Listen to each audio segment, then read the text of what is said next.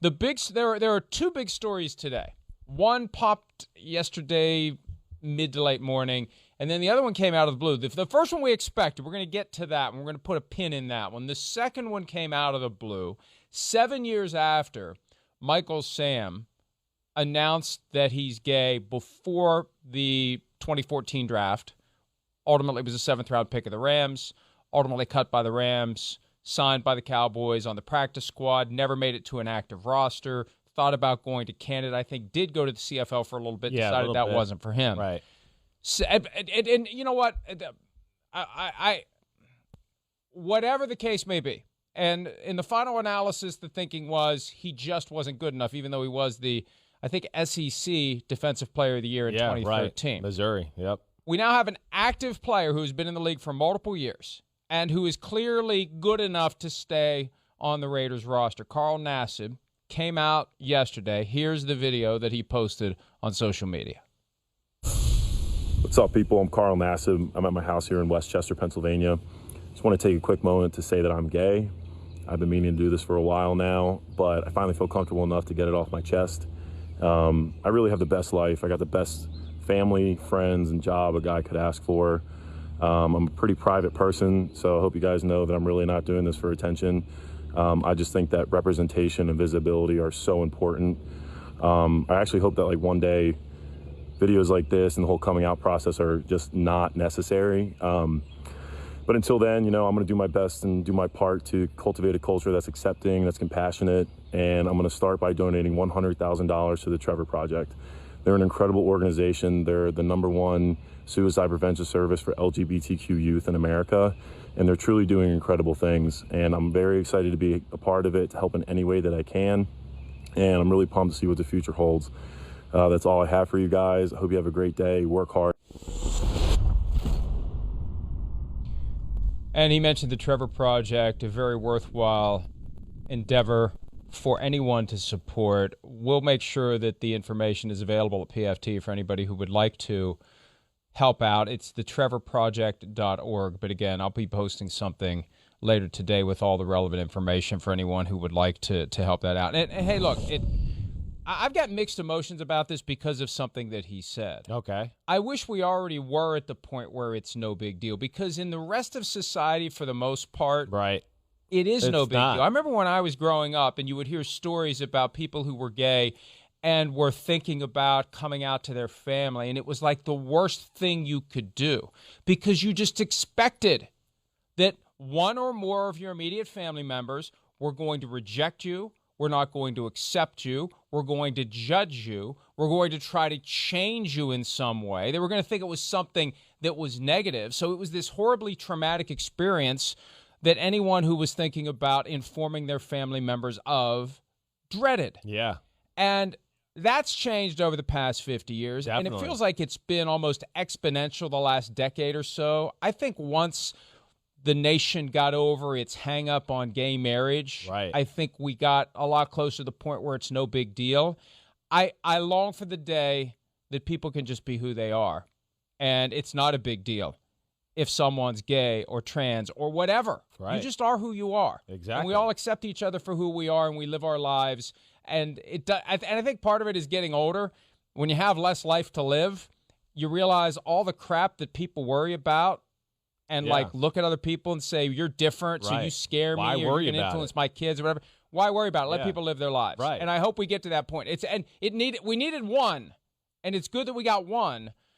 I just hope that we quickly get to the point where it's not a story and it's not an issue. Yeah, hopefully this is kind of mirror society, like you're saying, because we've seen the evolution of it a little bit, to your right, to where your era, it was whoa, this is really crazy. I'm afraid to come out and do that. My era, it was a little more advanced. Maybe guys, girls that were lesbian or gay came out at the end of high school or college, right? Felt comfortable in that time period. Now we're in a time period where, hey, my 8th grade daughter, she's got friends that are gay. That's just the way the life is. But it's not the way life is in the NFL world. And that's where it's really brave on Carl Nassib and awesome that he did this, because we know this is the last of the industries in the world that has really I don't know. I don't want to say it's accepting of the gay community and things like that, but it's not necessarily like open arms to the gay community, like, hey, come into our workplace. This is an awesome place for the gay community. That's where the NFL is a little different. You know, everybody realizes that there might be that person in the locker room or in the NFL organization, but no one ever knew. It was kind of kept quiet.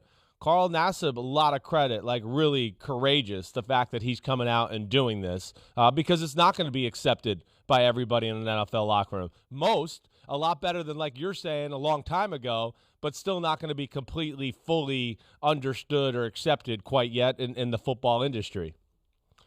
And I think when people witnessed what happened with Michael Sam, I think that the reaction by anyone on a team, coaching staff, front office, who was even contemplating the possibility of joining Michael Sam and being openly gay, I think the reaction was, you know what, this isn't the place for it. Right. This isn't the place for it. Right. It creates, wait for it, Chris, it creates a distraction. Uh-oh. That needs to end. Yeah. That needs to end. And for a variety of reasons. First of all, there should be no basis for it being a distraction. When Michael Sam came out, there was some over-the-top, ridiculous reporting from ESPN about shower habits, and I think an apology eventually was issued in that regard, and rightfully so. Yeah, I and remember. it's good. It's fine. I give him credit. I give him credit for realizing that they shouldn't have done it, but it helps create the distraction. And I'm never one to say what questions reporters should and shouldn't ask because, look, you can ask whatever questions you want. If it's a bad question, you open yourself up to ridicule. But I think in this context, there's no reason to ask any questions about it. Of Carl Nassib, of anyone in the locker room, there's really no reason to do it. You surely have something football-related because the mere asking of the question helps create the distraction that some coaches who just don't want an openly gay player in their locker room will hide behind and say, I don't want the distraction. That's the problem because No, you're right. And this, look, shocker. The NFL locker room is about 50 years behind the rest of society. Right. This is a huge step in forcing the NFL locker room to catch up. But I think everyone connected to the sport has an obligation now to accelerate that process. And one way to accelerate it is don't make it a big deal. If you're in the media, don't ask the questions. There's no question to ask. There's nothing relevant to football about Carl Nassib at this point. And hopefully that's one factor in this. Yeah. Once we digest it and everyone issues their statement like they should, like Mark Davis did, like the commissioner did, like John Gruden did, and we'll get to that. But once we get past that point, let's just all live our lives and not worry about it. I mean, listen, that's awesome. Fine and dandy. I'm all for that. I don't know if that's like going to be reality. I don't. I mean, this is, you know, for what it's worth, it's still a different type of workplace. Yeah, it's the machoest of the macho men. There is homophobic talk and certainly, you know, homophobia in an NFL locker room to a degree. Now, it's a lot less than now than it was, you know, back in the day, but some of that goes on. So that's where I think, like, the media is going to be, you know, a little bit whoa, I'd like to know more about the psychology of what's going on here in the workplace. And where it's also different from other workplaces is, you know, you don't always get naked in front of your other workmates and do that type of stuff and just walk around, you know, freely like that. They get naked in front of reporters. I know. I'm just saying that's what makes it different. You have to have no shame to be in that locker room. You're right. You make a good point, though. Yeah. Here's the point.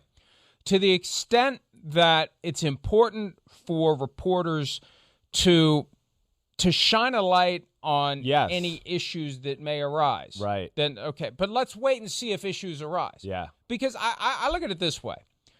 The players just follow the lead of their coach. And the coach does whatever ownership allows the coach to do.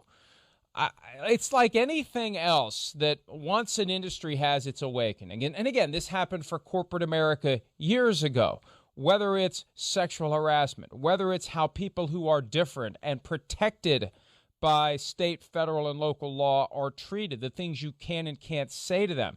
Do you have hostility in the work environment that would support the person saying, I can't stay here anymore? Right. I can't do this. One of the most important episodes of The Office was the episode where Oscar comes out. It teaches us a lot about the way society has been and the way society should be. But I think the obligation and the onus is on the teams and the coaches to make sure that, to the extent any of that stuff still happened in the year 2021, considering, as I said, the exponential changes in society we've seen really over the last 10 years, it needs to stop. It just needs to stop. And it's on ultimately the coaches and also the team leaders to make sure that just ends. The attitude ends. The joking ends, the terms that people don't realize. Exactly right. That carry that connotation. There are common profane terms that get used all the time that carry a connotation. Yeah. And until people realize it, they don't stop doing it. Right. Like, evolve, everybody. Like, yes, you have to. We grew up in an era where, right, I mean, the word gay was thrown around. Oh, that's gay. Or, even the F word. Excuse me. I'm just saying it for an example, but you learned that it was bad, and you evolve and get better from that. You heard it. You learned it offended people. So yeah, I might have said it when I was 9 or 10, but then had mom and dad go, Christopher, what the hell are you doing? Don't say that. It's offensive. And then you go, okay, wait, I'm hurting people's feelings. Let me adjust from that. Hopefully that can take place here in an NFL locker room. That's the point. You've got guys who maybe didn't have the mom and the dad around to tell them what they should and shouldn't do. And it's the football coach that tells them what they should and shouldn't do. It's their peers who tell them what they should and shouldn't say. And my point is this: to the extent that those attitudes still linger in men in their mid-late 20s or even into their 30s, the onus is on the teams to ferret that out, to put an end to it. And it's not enough for the NFL to kind of pat itself on the back that it's finally, after all these years, gotten to the point where a player felt sufficiently comfortable to be openly gay. I mean, frankly, they're the last ones in the pool, or really, close to it. Definitely. Right? And I'd say pro sport, it's not like there's a lot of professional sports, male professional sports, where it's open season on being openly gay. There's always been that negative connotation, whether it's basketball, baseball, hockey, or football. But there's an obligation that comes with the acknowledgement that Carl Nassib has crossed a boundary that has never before been publicly crossed, other than with Michael Sam, who never made it onto a 53-man roster. So it's different with Carl Nassib. And I hope that the NFL and the teams will go back and really study what happened with Michael Sam and learn from it. And again, the question, it's always been he wasn't good enough. Yeah. But I still think that when we get to the bottom of the roster, right, you've got the distraction factor that can maybe weigh down one player 100%. And cause him to no longer be part of the team, get a chance to develop. Maybe if he would have had a chance to develop, he would have turned into a great player. We don't know. No. There's only so many jobs. So it shouldn't be regarded as a distraction. It's up to the coaches to make sure it's a distraction. And, Chris, one of the things I've said for years, kind of the light went on for me 4 or 5 years ago. Why do coaches care about distractions anyway? Everything you do on a football field happens in a crucible of distraction. You're trying to do this, the other guy's trying to do that. That's the biggest distraction you can ever have. Well, someone who is physically opposing your effort to do what you're told to do. Why do we care about distractions for a football team? So I just think that for a variety of reasons, people need to kind of go back to square one, understand what happened 7 years ago, and hopefully the NFL has evolved. Or if it's not evolution, hopefully it'll be revolution. But we get to a point where it's no big deal. I mean, I want to fast forward to the point where when a player decides to come out as gay, it doesn't even register on anyone's radar screen. That's what I want to get to. And I hope it happens in my lifetime and hopefully as soon as possible. No doubt. That's where we need to get to. You're right. And we're not there. I mean, first off, the distraction thing, just to answer that. Well, I mean, there is some merit to that. Coaches don't want distractions because it's hard enough to play in between that, like, lines and all that you're talking about with big people and thinking about what you got to do with all the distractions you're talking about. So they don't want anything like wavering or confusing them during the week that gets them off that wavelength or whatever. So that would be my answer to that. That's why it's at least a little, I agree with it for a real distraction. The problem is you can make things that shouldn't be distractions. Or you can just apply that label to something you don't like. Yes. Right? Now, if I can, you can come up with all sorts of ridiculous examples of things that a coach wouldn't like. Yeah.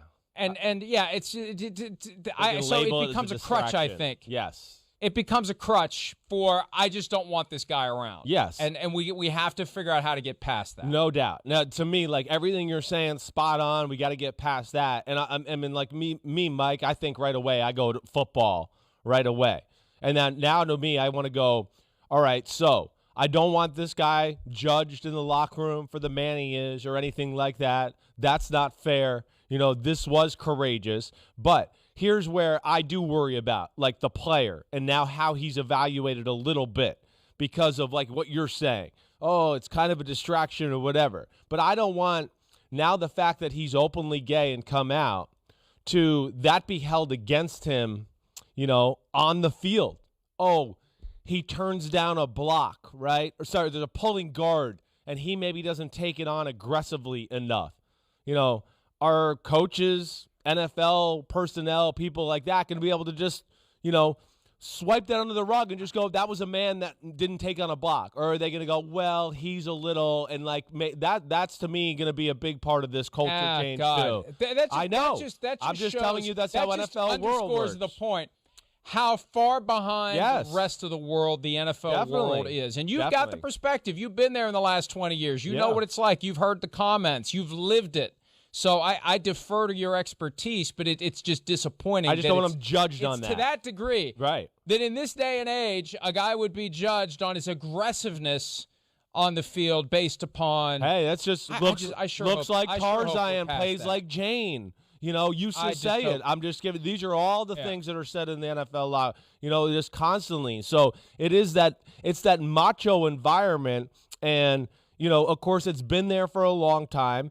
Some people have not learned, or been taught or, the right way or how to treat people. But also there's an ingrained old school mentality of coaches that are older than you in the NFL who, just haven't opened up or evolved with the world quite that way. And that's where I worry about a little bit, just as a guy who talks on TV on the outside looking in right now. But I've been there and I know how these guys think in a lot of cases. But that's why it's the obligation of the league and owners and executives to make sure the coaches know what is and isn't acceptable, maybe even monitor. I know. Right? Yeah.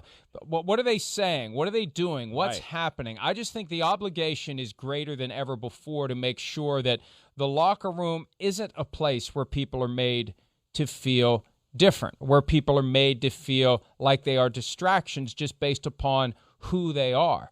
And it's depressing to think that much work needs to be done, but I guess it's good for us to shine a light on it, because at a time when the NFL will be inclined to do a little bit of a victory lap, that it's gotten to the point where someone is sufficiently comfortable to declare that he's gay, and that's fine, and we go forward and everything should be okay, we really do have these other issues that we hope the NFL locker room has evolved beyond. It's going to be a test. So, again, I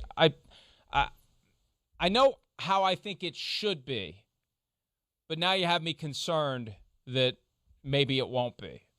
And, I look at Carl Nassib's I'm next level history. Sometimes, Mike, and I even think about his career and go, well, maybe that's why he's already been on two teams. He's a pretty good player.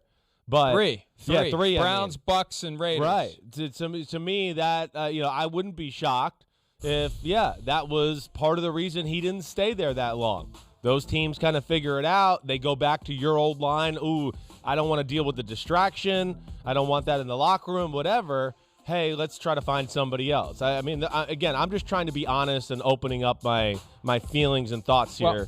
Not that it's right or wrong. If that kind of stuff's going on, yeah. It's our obligation, me and you and everyone who covers the sport, to try to help force the NFL into the 21st century and to get past the Neanderthal thinking, whether it was the bullying stuff with Richie Incognito and Jonathan Martin 8 years ago, and the things we learned about stuff that Richie Incognito allegedly / actually did at a golf tournament to a female who was working the course. I mean, that kind of behavior, that old school 70s movie how the football players acted when they got all drunk and crazy. Right. That stuff just has to end. Done. Across the board. Yes. And it's not hard. You can still live your life. I mean, that's what this is all ultimately about. Live your life in a way that allows other people to live their lives too. Respect who they are. They'll respect who you are, and you can still live your life, and you can still find a way to have fun, and you can still find a way to do crazy things that don't infringe upon someone else's rights or feelings. It's not that hard to do. 100%. And to add to that, Mike, the reality is, for those guys who have those weird, awkward feelings and things like that are not accepting of this, hey, there's probably someone gay on your team. The reality is there's more than one in the NFL. Carl Nassib's not the only guy out there. So, don't judge. Again, be accepting. Who knows? Maybe somebody in your position room that you like in the locker room is gay and is afraid to come out and those type of things. I mean, I always had the thought that there was, one or two guys in every locker room I was in, just the numbers game alone. And I think you have to be conscious of that if you're in any locker room in the NFL to realize that it is 2021, like you're saying, and there is a chance that you got 1, 2, maybe 3 gay guys in the locker room with you, and you should be aware of that to a degree. Well, they should be aware of the reality that there may be someone there. Yes, right. Exactly. Not That's what who I meant. it is, yes, but accept that was another very valuable message that came from that Office episode that I mentioned, because Michael Scott didn't know how, when he found out that Oscar was gay, it threw him for a loop because, maybe I know other gay people. He had never even considered it. Right. And so, in the locker room, but, the things you do, the things you say, you may be offending people who are deciding to keep who they are to themselves. Exactly. And that's the other side of it, too. I remember after Michael Sam, and kind of while it was going on, there was this pressure, this sense that, the people wanted NFL players who were gay to come out of the closet and say so, because that helped push society forward. But ultimately, that's part of the choice you make as to how you handle it. You are who you are. You choose to handle it the way that's right for you. And if you choose that however you are, whatever you are, if you choose to keep that private, that's your business. Yeah. So I remember the media wrestling with that. There's a certain element of it that is you are who you are, and that should be fine. And then there is how you choose to handle it, and that's a strategic decision that everyone has to make. And I remember that awkward time. Yeah, sure. Where there were people kind of pushing, well, someone else needs to do it. Now, somebody who's already on a team, who's on a 53-man roster, who isn't going to be cut, who is so good that no one will ever say, well, we don't need the distraction. Because you know how it goes. For the star players, distract away. Yeah. Bring a rhinoceros to work every day. Right. I don't care. You could play. You're awesome. You're whatever not you want to distracting do. Yeah. us. So ultimately, people just need to be who they are, and we need to respect it. And we also need to respect whatever choices they make as to whether they're going to share who they are with the rest of the world. And it's that simple. It really is that simple. Every once in a while, the issue of politics comes up on the show, and I get accused of being all sorts of things.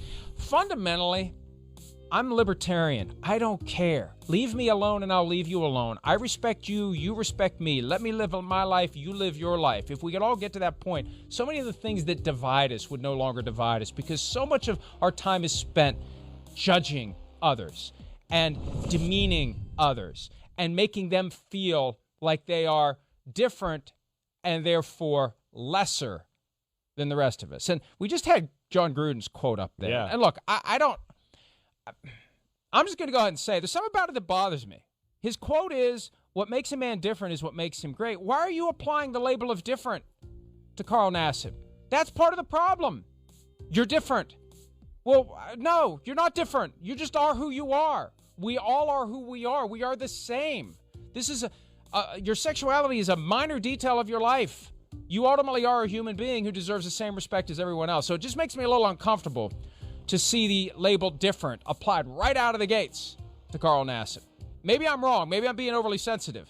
But I don't like seeing the word different as we're trying to get people to understand no one's different. We all are who Yeah. we are, and we need to accept who we are. No one's different. We're unique Yeah. Well, in our own way. yeah. But when you call one guy in the locker room different, that automatically sets him apart from the others. And I just don't.